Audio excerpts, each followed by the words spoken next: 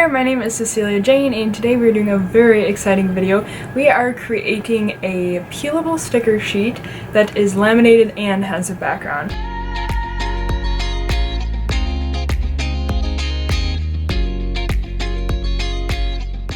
I searched and searched and searched for a video like this when I first got my Cricut, so you guys are in luck if you're watching this video. Now when I first got my Cricut, like I said, I searched for videos like this. I looked up so much information, and honestly there's not as much stuff out there as you would think there would be, and it's really a lot of trial and error and going through a lot of product and seeing what works. So luckily I have done all of that for you. I have wasted all of my product and my time to finally get something that I'm happy with. And just a quick little disclaimer, normally I don't do fan art, but for the month of April my Patreons voted on Animal Crossing, so that's why this is Animal Crossing. And if you want to pick up the sticker sheet and it's the month of April, head on over to my Patreon, the link is in the description and you can get this. But yeah, if you are interested in making a sticker sheet like this and you have a Cricut, definitely stay tuned, watch this video and figure out how to make this. Okay, to start this video, you will need a sticker sheet design. So here I am in the app Procreate, and like I said again, I just chose Animal Crossing because that was what my April's Patreon is. Normally I don't do fan art, but I was really happy with how this one came out, so that's why I'm recording this sticker sheet as opposed to a different one. It's important to note that this is a 4x6. For the dimensions, I did 2,000 by 3,000 because if you do 4,000 by 6,000, it's too large and you can't have multiple layers. And I also did 400 DPI just so that it would be good quality.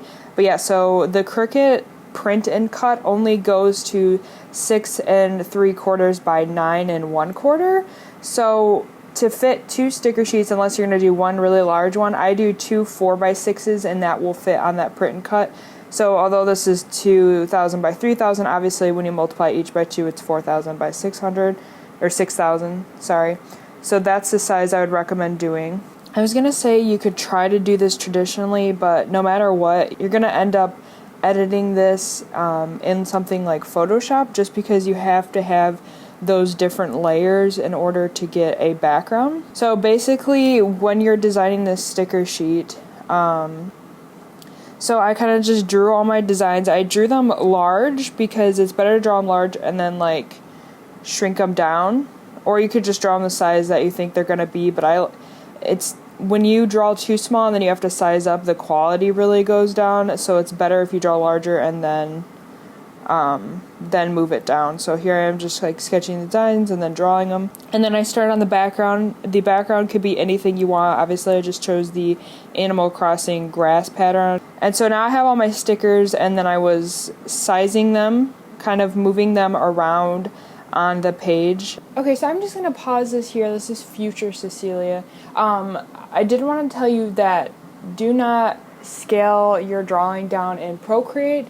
Draw it large first, bring it all into Photoshop, and then scale it down, because I actually said something wrong. When you size an image down in Procreate, it gets like lesser quality, it kind of gets a little pixelated. So bring that larger image into Photoshop and then move around all your designs into your sticker sheet. Again, this is just to keep it at the highest quality it can be, so draw them large in Procreate, bring them into Photoshop, and then size them down. And so yeah, like I said, I was just rearranging them in kind of the order I'd want. So the layers, the way that you layer things is important. Each sticker should be its own layer, like the Tom Nook is going to be its own sticker, Isabel is going to be its own sticker, its own layer. And I think I finished outlining these in Photoshop, that's why I like these two, and part of that's not outlined in green. So all of these are their own layers. So like let's look at the Tom Nook. And the stroke, normally most people would probably want a white stroke for their stickers, but I chose green stroke just because I thought it would look a lot better on the sheet. And honestly, when you take them off the stickers, they do look kind of cute with a green stroke. It goes with the whole theme. But normally you would want a white stroke. So I attached Tom Nook and the green stroke in one layer. I didn't merge them, but honestly at this point, if you did merge them, that's okay if you have your white stroke. When you bring it into Photoshop, we're going to put another stroke around it that is slightly thicker. That way, when it goes to print and cut, it has more room for kind of error. when we bring it into Photoshop, we're going to add like this much more stroke, so that when it cuts it, hopefully like it'll cut around that, and then if it kind of slightly goes more this way, that's okay because it'll still have more stroke. But you're hoping, your original intent is that it's just going to be cut around this bit, but we are going to have that extra stroke around it to ensure that if it does mess up a little, it'll still have the green stroke as opposed to this pattern on the sticker. It just looks a lot better. So yeah, just keep that in mind before you bring it into Photoshop, that you're gonna be adding a second stroke that's slightly thicker. So basically for this step, just create your sticker sheet. So you're going to want your stickers with their stroke, and you're going to want the background in separate layers. And honestly, all the stickers I think could be on one layer. I just keep them separate because it's easier, and then I'm going to add individual strokes to them when I get on Photoshop. So yeah, you're going to need a background, and then you're going to need your individual stickers with one stroke already. And I just do this by hand, kind of going around it. But you can do this, the first initial stroke on Photoshop, and it is a little bit easier, but sometimes I'm kind of picky with the way I like things, because like if you add a stroke onto this, it would probably go like that, and that's kind of awkward. So I'm a little particular in the way that I like my strokes, so I like to do the first stroke by hand, but sometimes I just do them in Photoshop. But yeah, so that's what you're going to need. You can also obviously do this kind of drawing on Photoshop, but it's just easier for me for Procreate. Obviously I have a pencil, so I can draw straight on here as opposed to a tablet connecting to the computer. So that's what you're going to need for the first step.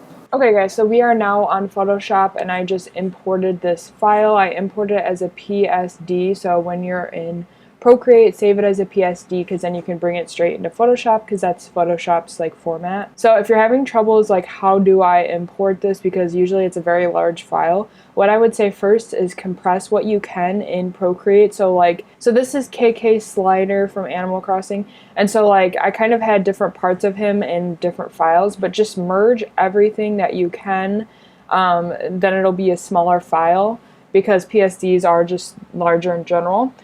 So you can export them through Dropbox, email. If you have AirDrop, that's great. I have an older version of a Mac, so it doesn't AirDrop.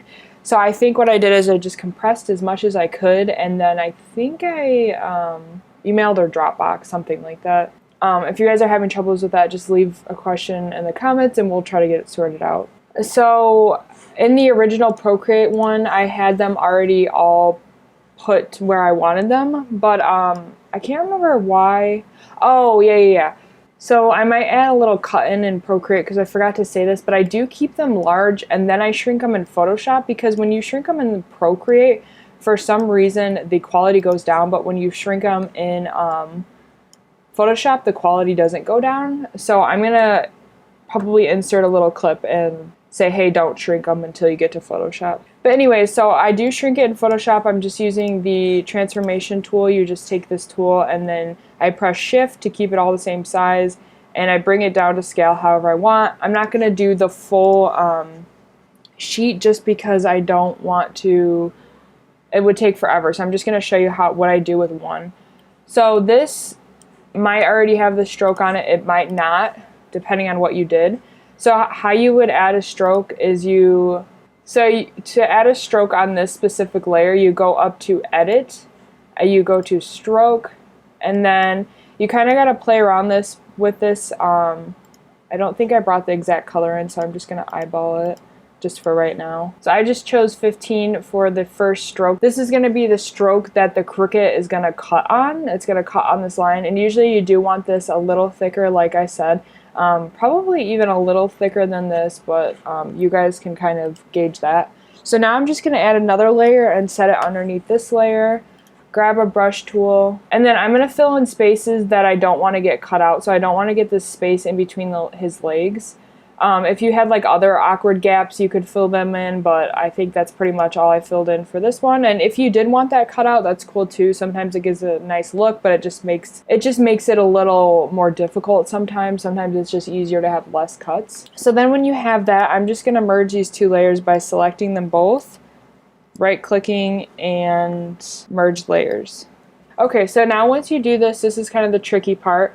You're gonna select this layer, which I feel like I always do it kind of a weird way, but I just take the magic wand tool and I kind of just hover all over it while clicking down, that should select the whole layer. And then when I go up to the menu bar, press select, and then I go inverse, and then it actually selects this layer. There's probably a better way to do it. Let me know. I don't know. And then I create another layer and I put it below. And then I go to select, and then I go to expand, and then this is going to be the part that's expanded on the background. So I was talking about how you're going to want some extra stroke just in case your Cricut doesn't cut it exactly on, which it probably won't. So let's do 15 again, and that seems about right. And then I'm just going to take this same color and I'm going to put that in that space because we have it selected on a different layer. And then I'm just going to unselect. And so now we have this layer which has the stroke it's going to cut, and then we have this layer which is just the stroke of it. And another quick little tip, if you wanted to smooth this, there's an option for that as well. Just select this again, go to modify, smooth, and then you can do it however much you want and that will smooth it. And then obviously you'd have to paint bucket that again. So now once you have those two layers, what you're going to do is you're going to do that with everything. So once you did that with all of these stickers, then you should have something where you have all of your stickers with the stroke that you want them cut with. And like I said, this can be white, and it probably will be white with most designs, but like I explained, I like that it's green for this one in particular. And then you should have another layer, or maybe a few layers, that have the background and then the strokes of the stickers that are going to be cut, but it's just going to be that extra, it's going to be like that extra kind of padding. I don't know the right word, but basically if it doesn't cut exactly correct, it won't cut on the background, it'll still cut on this green. And honestly, this is just an added extra tip that just makes it look better. You don't have to do this, but in my opinion, it really makes the quality of things much better, especially if you're doing a background that's very colorful and then you have a white stroke. You wouldn't want your stickers to accidentally cut with white and then a little bit of that background. In this design, it might be a little more forgiving, but again, I think this extra stroke just really takes it up a notch. So once you do that, you're going to save it into two PNGs. You're going to save it into a cut PNG that's just going to have these stickers. So basically, you're just going to take these without the background, save it as a PNG, and then do the exact opposite. You're just going to take your print version and save that as a PNG. So you should have two PNGs, the print and then the cut. And so now what you're going to do is open up your Cricut space. And at any point, if you have questions on this, I know sometimes I don't explain things the best, just let me know and I'll try to help you out. So you're going to upload both your cut and your print PNG, which obviously I already did because they're both right there. So now you're just going to bring in both your cut and your print PNGs. It's very important that they're PNGs so that they don't have the background. And if they do, what you do is you just can take it out on here. So if you're familiar with the Cricut space, this should be too unfamiliar. So the whole point of saving it as a PNG is so that you don't have to do this, but I guess I just forgot. But all you have to do is just select the white, and then it should disappear like that. You want to see that checkerboard. That means that it's going to be transparent right there. And you're going to save this as a print and cut. So then you're just going to bring both your print and your cut PNGs into the workspace. And these should both be print and cuts. So when you originally bring them in, sometimes they'll come in the same size and sometimes they won't. It just like kind of depends. But you're just going to have to line it up the best you can. I have not found a better method to do this. You basically kind of have to just line it up by hand. I'm sure there's a way to do it, and I could probably try to figure it out, but honestly, this works just fine most of the time. So I'm just going to kind of eyeball it, make sure everything's lined up, move this accordingly to make sure that they line up pretty well. And then once I do that, I'm just going to attach the two. So I select them both and then I attach them. And then remember how I said they're going to be 4 by 6, so this should be 4 and this should be 6. And then it should size them both since we attach them. And now we're just going to rotate them. So you're going to rotate them 90 and then just make sure the first one is in the corner. So then you're just going to duplicate this sheet so that you have 2 and are maximizing the print and cut. And then you're going to want this positioned at 0, 4. And then you're going to attach both of these together so that they will cut at the same time. And make sure while you're doing this, you're saving everything, because this program is like really bad about just crashing and losing everything. So make sure you're saving as you go. I mean, this isn't too hard of a process, but just make sure you're saving it, especially if you're going to use it in the future. So that's really all you have to do, is bring in the print and cut PNGs of both, attach them together, obviously size them to the 4x6, and then attach the two sheets together. Then you're going to go to Make It. And so now you're going to print it, and I'll quickly put like maybe right here the Amazon screenshot of the stickers I use. It comes with 100 of them. I think it's only like $10 or something. It's pretty cheap. And then I'll also put a picture of the lamination sheets that I use. I'll put these links in the description so that you guys can purchase these. These stickers are not waterproof, but I will be doing a tutorial soon on how to do waterproof stickers. It involves different materials, so don't expect these to be waterproof. They're more for like journaling or, you know, just cute little stickers to place, like not outside or anything. So now you're going to turn your device on. So then you're going to send it to the printer, and then this part's honestly kind of annoying because if you're trying to do a bunch at once, I always click Use System Dialog because I change the colors and I also change the kind of paper I'm using. I get rid of the bleed because that will just make it an annoying mess. This is my type of printer, and then we're going to click Print. So also it's important to note that after clicking Print, your print dialog may appear behind your design space. So basically just minimize all, and then here your system dialog or whatever will appear. So basically all I change is I change it to be, it's just plain paper, and then I press Find so that it prints nicely. And then I change the color options. I just change them to whatever I do. Basically, I just do a lot of trial and error. So depending on your printer, it may just print the colors just fine, but I personally have to play around with the colors a little bit and get them to how I like them. And then once I do, I write this coding into the file name so I don't forget it. So then I can change it here. So it's 4, 5, 7, 6, 5, 6. So like I said, your printer may not need this. This is just an extra step. I have the Epson XP960, as you can see, and like I said, I just like to play around with the colors a lot, so that's why I do this. So again, just changing the colors and then the type of paper. Now here's the really annoying thing, is I cannot change the amount of copies. I can't change the amount of copies no matter what I do, up and down button. If I try to type something in, you cannot change the amount of copies. You can only print one at a time, which is super annoying because I have to go in and change this color every time. I'm tempted to send Cricut like an email of all the things they should fix, like for example having a bigger print and cut size, because you're wasting a lot of sticker paper, and then also being able to change this, because that's so annoying that I have to go in and do this every single time, especially if you're trying to do quite a few. Anyway, so that's what I'm going to do. I'm just going to go ahead and print this, and then once we get our sheet, we will come back. So now that we got our sheet printed, we're going to select the material.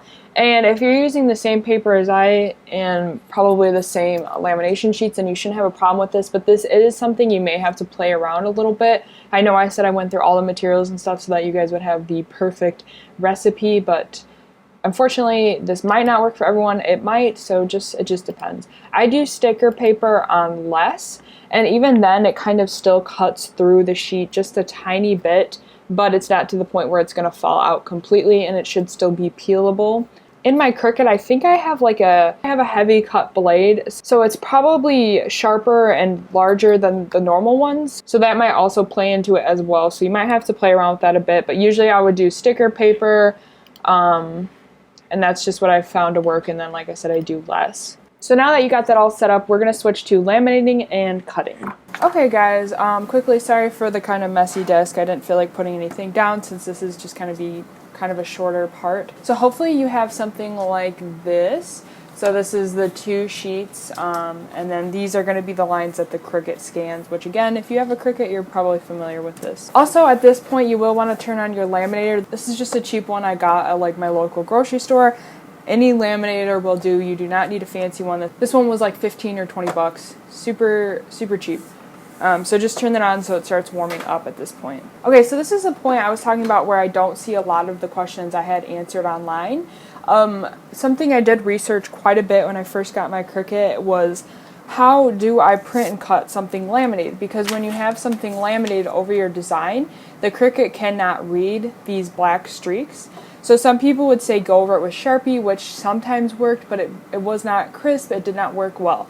So what I do is I cut a laminate sheet, just one. When you get lamination sheets, it comes in like kind of like a folder, so you would stick your design in there.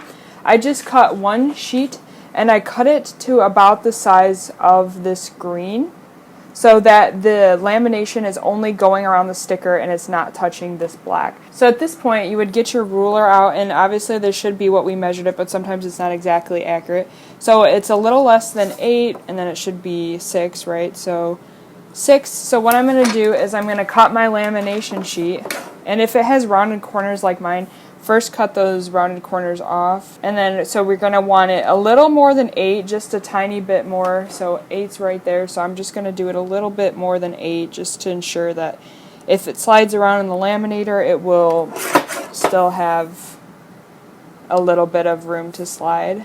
So, and then a little more than 6. And then you're going to have these scraps, which you can save these actually if you want to make something like a laminated bookmark. These are usually like the perfect size. You can slip a little bookmark in there and laminate it, or if you just want to laminate something tiny, you can keep your scraps. I already have a lot of scraps saved, so I'm just going to throw those away, but you obviously can reuse them, especially if you're laminating something smaller. So now I have this, and it's good to print these 2 at a time. Well, obviously if you're going to print like 10 or more at a time, that's cool too, but I'm just saying if you're just doing 1, maybe consider printing 2, because when you take off these lamination sheets, they have a tendency to like stick to all this hair and stuff. So I didn't print a second one, so I'm just going to carefully place this one back in the lamination sheet like original packaging. So you're going to take this plastic sheet and carefully place it so that it's just over the green and entirely over the green, and that it's not touching the black at all, which should be pretty easy. Just going over the border slightly. So now you're going to take that and you're going to pass it through your laminator. And so again, just make sure this is all lined up. Kind of hold it when you're putting it in there to make sure it's lined up. Make sure you're putting this into your laminator straight, or else it might bend.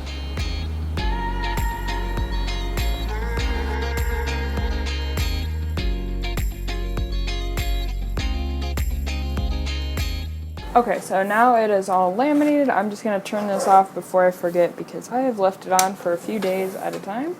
So now we have the sheet that is laminated, but it does not have the black parts laminated, which is what we want. So now we're going to kind of move over to the Cricut, but first, if you have a Cricut mat like mine, aka absolutely disgusting, covered in cat fur and everything else, I have to tape my designs down. And this is really important. You're going to want to make sure you taped it the way it's showing in the preview on the Cricut design space.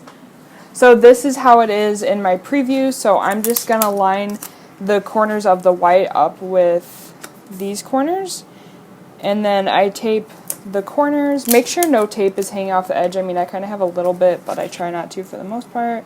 And then I tape down the middles. Alright, so now we're going to take this on over to the Cricut. So before you start cutting with your Cricut, this is kind of a quick little tip I have. Grab a little sheet of paper like this. This is just like a sheet of cardstock. Probably something thicker will work better. And as it's scanning the lines, I kind of take this sheet of paper and kind of cover up the lamination and the sticker sheet. I don't know why, but it helps so much more when I do this. And this goes with everything, and especially when it's laminated. I don't know if it really has this issue when you're just cutting it without laminating. I don't really do it that often. So yeah, I just cover this up as it's scanning, and I will show you guys. So we just insert it. We make sure that is really nice and lined up. Make sure you're putting it in straight so it doesn't crinkle. Again, if you've been using a Cricut, you should know all of this. And so again, we have that dial on custom, and we put it on sticker paper and less. So we're just gonna make sure it has an area that it can go back and can go forward. So I'm going to clear some stuff off real quickly. Alright, so now that everything's cleared off, we're just going to press the arrow, and we're just going to go ahead and press the Cricut button. And so this is what I mean. I'm just holding this up to the sticker sheet as it scans. Obviously don't get your hands caught or anything. And then with the bottom ones, it's kind of harder to stick that in there, but usually it doesn't have a problem with it, so this one it always has an issue with, so. Okay, then it should be good, and it should start cutting. Now, if at any point it looks like it's going to start cutting it off, I pause it. So look at that cut that it's initially making around the sticker sheet. And if it looks off, pause it and redo it. And honestly, this does look a little off. At this point, it'd probably be kind of too late, but if anything, you're fixing this. So at that point, I just take it out and I redo it.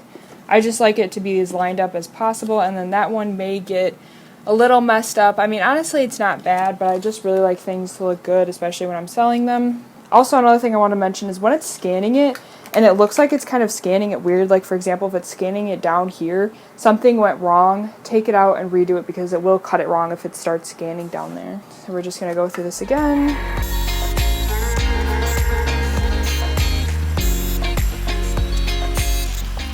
And again, I just kind of look where it's cutting it. And honestly, it looks like it's cutting it pretty similar to last time. But if it's cutting a little off and you're okay with that, that's fine, because we did put that extra stroke, so it shouldn't have any of the background pattern on it. That's why we did that. So yeah, I'll probably let this one run. I think it's probably good enough.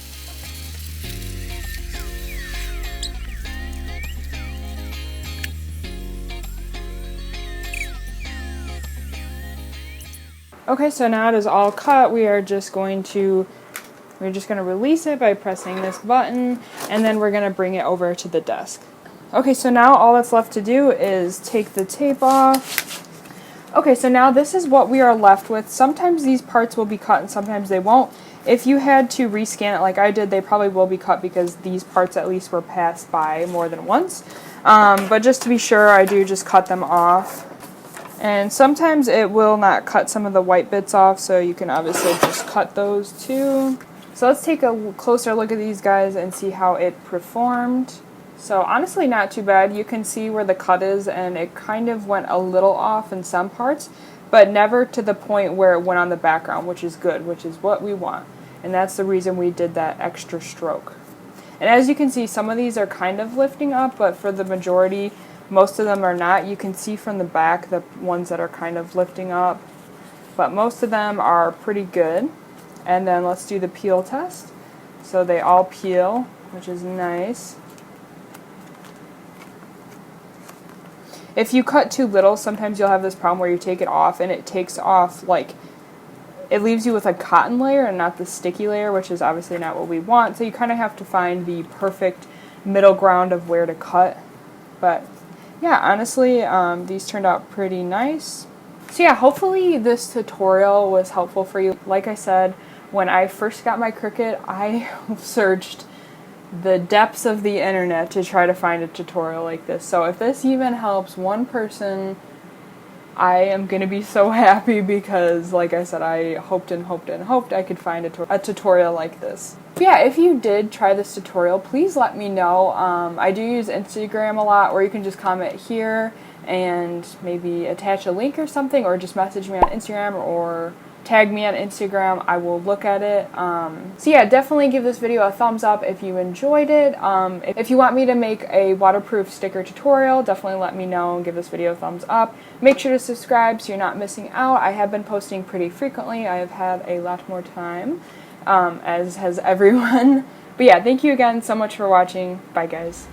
And now a huge thanks to my lovely patrons. If you want your name at the end of my video while supporting me as an artist and getting awesome rewards in return, like this sticker sheet, check out the link in the description.